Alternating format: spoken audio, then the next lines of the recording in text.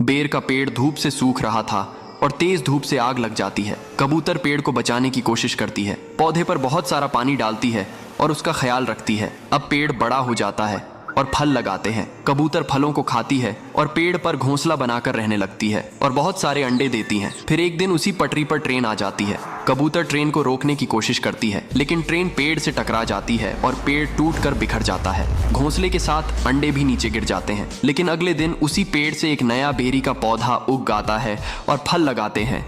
लेकिन कबूतर फिर भी रोने लगती है। फिर लाइक सब्सक्राइब नहीं